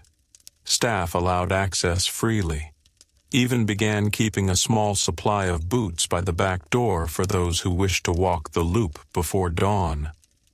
A visiting physician remarked, "You're enabling delusions." The matron simply smiled and replied, "We're recognizing rhythms." One spring, someone planted crocuses in the center patch. They bloomed in an almost perfect spiral, unplanned but precise. A note was found tucked into the soil. When thought becomes petal, it cannot be held. Some patients used the loop in silence. Others spoke as they walked, not to themselves, but to something only they seemed to see. A child once paused, placed both hands in the soil, and said, "She's still listening, just under." No one asked who. During the asylum's last winter, heavy snow buried the garden, but a week later the path reappeared, not cleared but revealed, as if the snow had chosen to melt only there. After closure, the garden was forgotten. Brush grew high. Thistle returned. But each spring, a narrow path still curves faintly into the soil. The thyme still creeps. The violets still bloom. And occasionally someone leaves a spoon beneath the eastern stone. The loop remains, not as a place to go, but a path to follow when all other paths vanish. Inside the oldest section of the main asylum building, behind a rusted door that once bore a sign reading "Mechanical Access Only," lies a chamber few remember, but none forget. It is called the Room of Still Things. The room is rectangular but feels round, not by shape but by how sound behaves within it. Nothing echoes, nothing lingers, and yet nothing fades completely. The walls are lined with cabinets, tall, wooden, aged to a deep amber. Their drawers are shallow and wide, like those once used to store maps or blueprints. But the cabinets do not hold paper. Inside are objects, small, unusual, unlabeled. A cracked tea saucer with a single green petal fused into its glaze. A metal thimble with a faint burnished spiral on the underside. A glove made entirely of pins, each bent slightly as though once grasped something soft. There are hundreds of such drawers, none marked. Yet everyone seems to find the one they need. Patients were never told to go there, but sometimes during long, quiet hours they would wander in, always alone, and sit in the narrow beam of light that fell through a cracked skylight above. They rarely touched the drawers at first, only looked, sat, breathed. One man, a former librarian, opened a drawer and removed a single coin with no markings. He held it in both hands and said, "This is the sound I couldn't forget." Then he replaced it gently and left. Another woman entered once and wept before even opening a drawer. She sat cross-legged and whispered, "They're here, all the pauses I never took." Staff didn't understand the room, but they respected it. It was never cleaned, never inventoried, yet dust never gathered, cobwebs never formed. The air remained neutral, not warm, not cold, like the breath of someone asleep beside you, steady and undisturbed. One night, a nurse found a child tracing the grain of the wooden floorboards with her fingers. When asked what she was doing, the child answered, "Reading the quiet." She had never spoken aloud before. Later, staff began to use the room, too. A doctor sat there for an entire hour, eyes closed, hands resting on the floor. When he left, he wrote a single line in his journal. "The room knew I had no words left." In one drawer, someone once found a single chess piece, a bishop made of bone, carved with eyes on all sides. Beside it, a threadbare ribbon tied in a knot with no beginning. They left it untouched. Others found stranger things, a page of braille with no indentations, a stone that hummed faintly when held to the ear, a feather that refused to fall flat, always curling back into a spiral. But no one ever removed anything permanently. It was understood. The things in the room were not gifts. They were recognitions, reflections of thoughts left unfinished, memories without owners, names once whispered and then abandoned. Now, decades later, the room remains, hidden, locked but not sealed. Caretakers sometimes hear soft creaks within, not footsteps, just the drawers, opening, closing gently, as if the still things are stretching in the dark. A single note remains taped to the door's inside panel. It reads, "Leave with less than you brought." That is how you know it worked. In a seldom-traveled corner of the West Wing, there was a narrow stairwell that led neither up nor down, but inward. It twisted once, then twice, and ended at a door set slightly too low in the wall, as if made for someone who walked with memory rather than feet. Behind that door was the threshold room. No patient record listed it.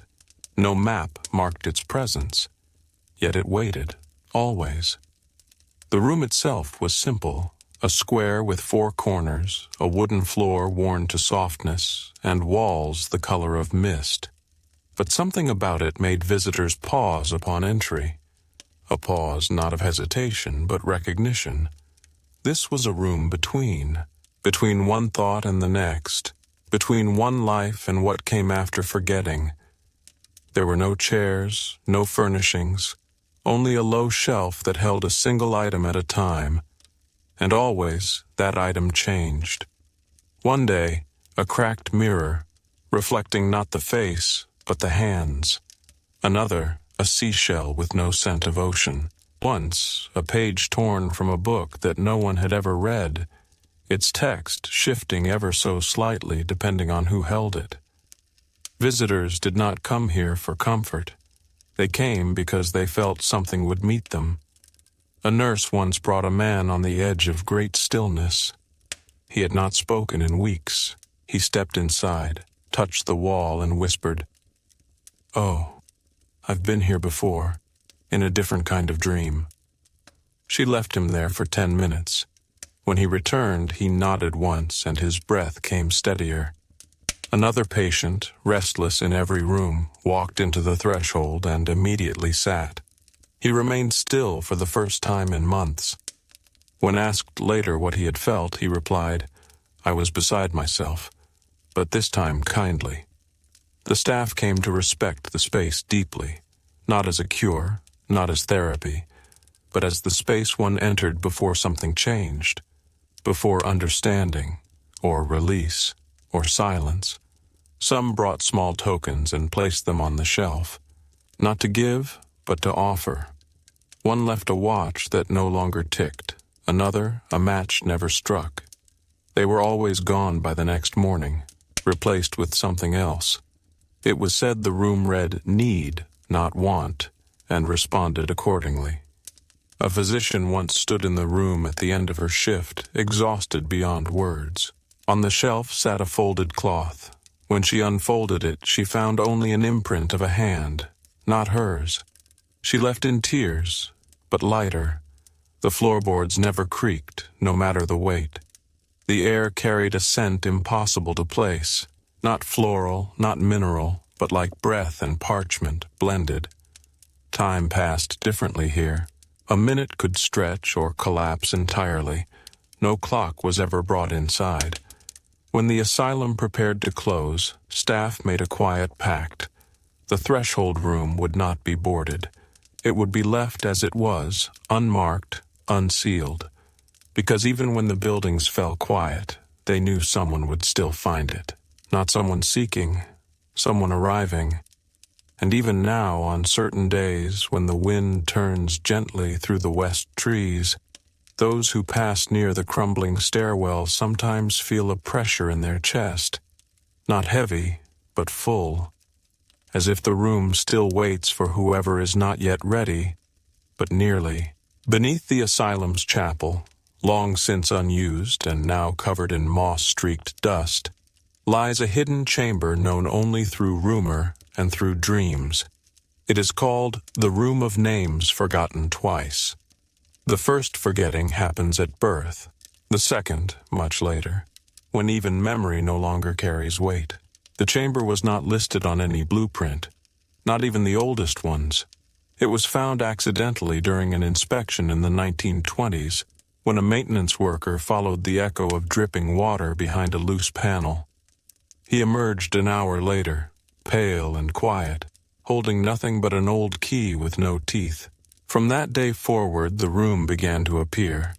never twice in the same place, sometimes behind the chapel, sometimes through the laundry hall, once, impossibly, from within a broom closet where no hallway should have fit. Inside it is dim, not dark, soft like twilight that has settled permanently just beneath the world's breathing. The room is circular with niches carved into the stone walls. Each niche holds a single object, never labeled, never repeated.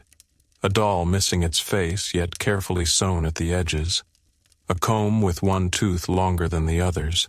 A page torn from a ledger with ink too faint to read but heavy in feeling.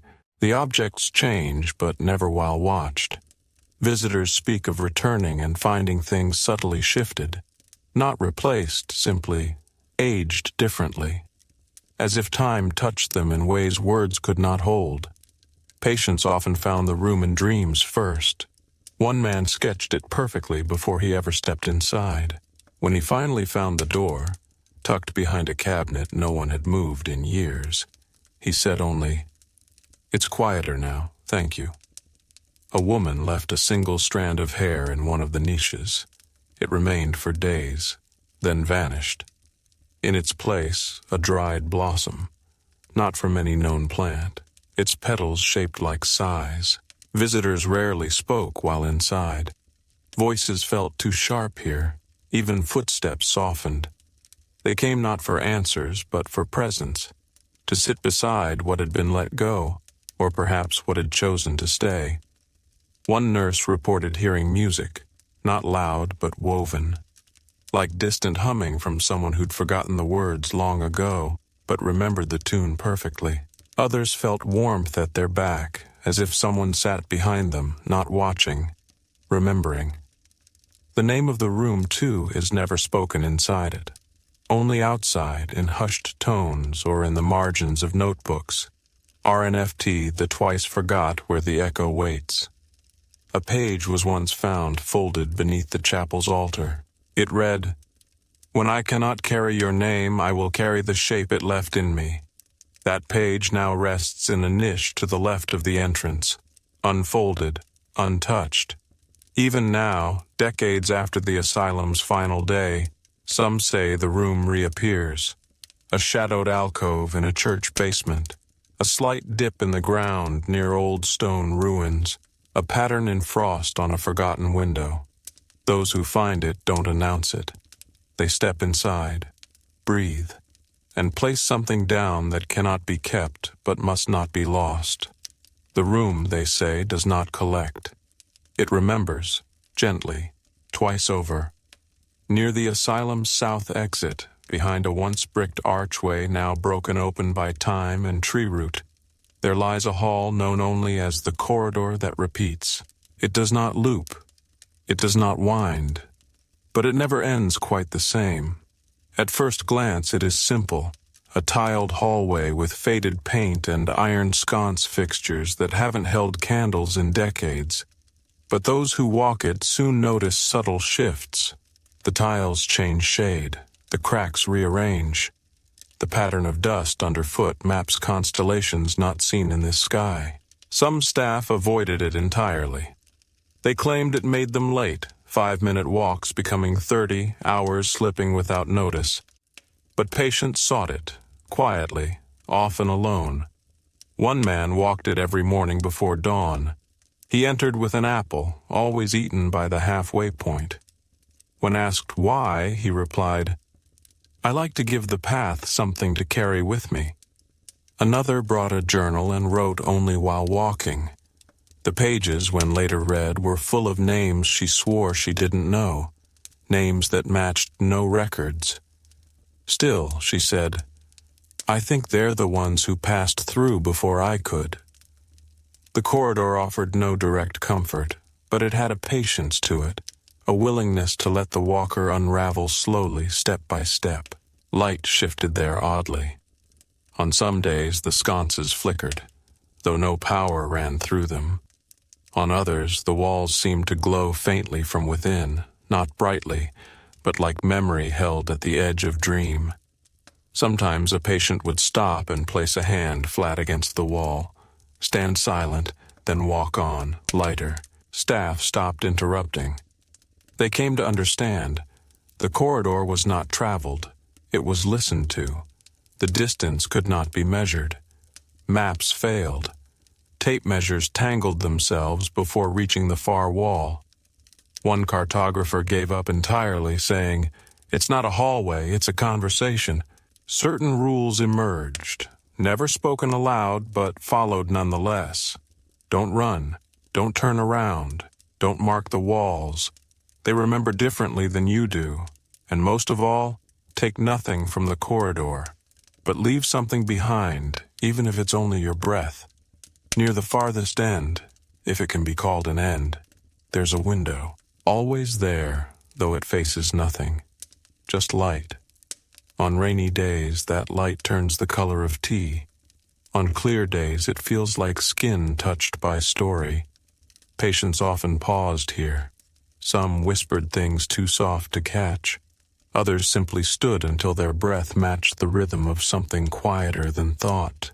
After closure, attempts were made to seal the archway, but the bricks cracked. Cement didn't hold. Eventually, a plaque was placed nearby. Blank.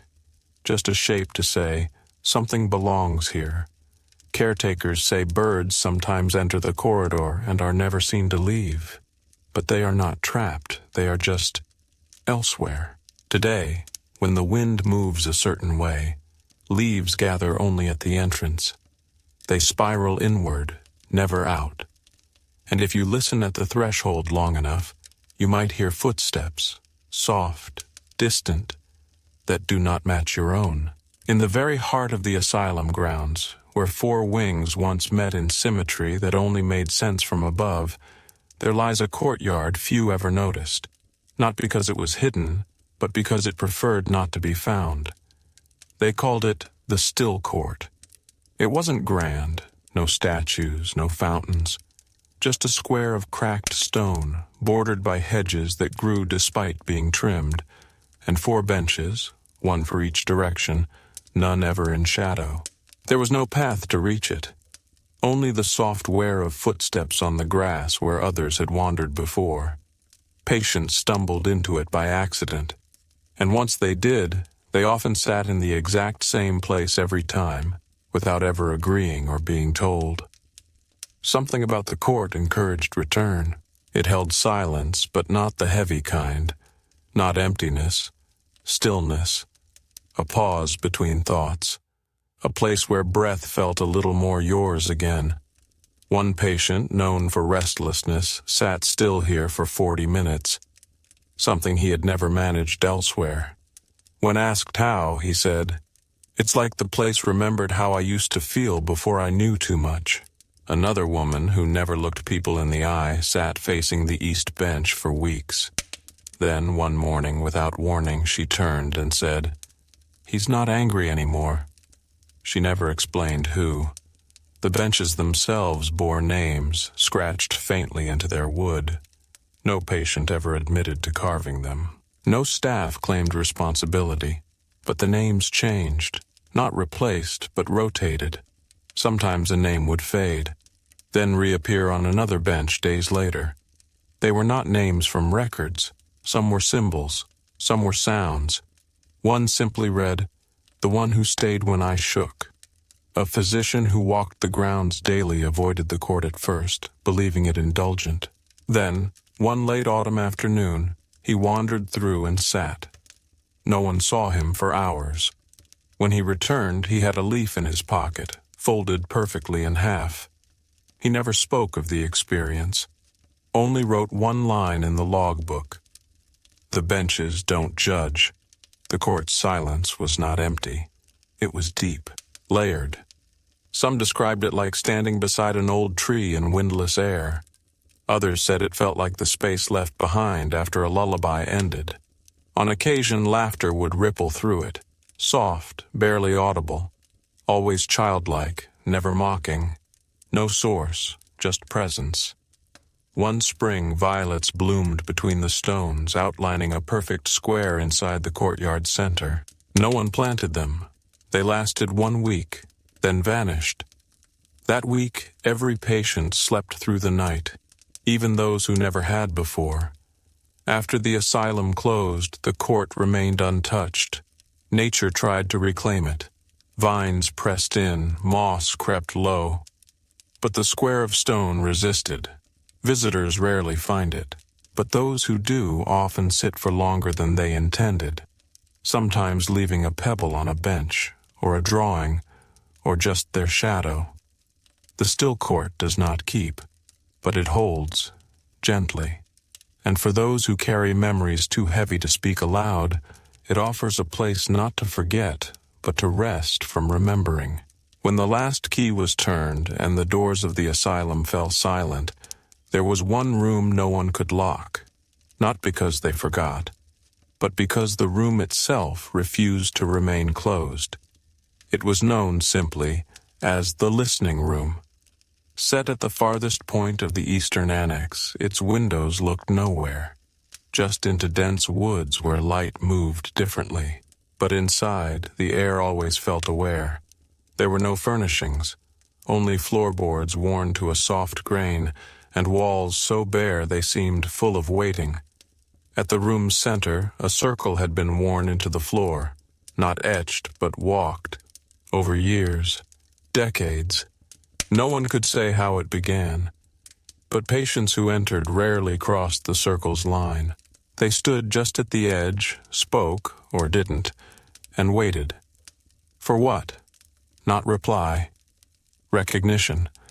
A woman once stood for 40 minutes and whispered only, "I'm sorry." The room creaked once, as if something within shifted. She smiled for the first time in weeks.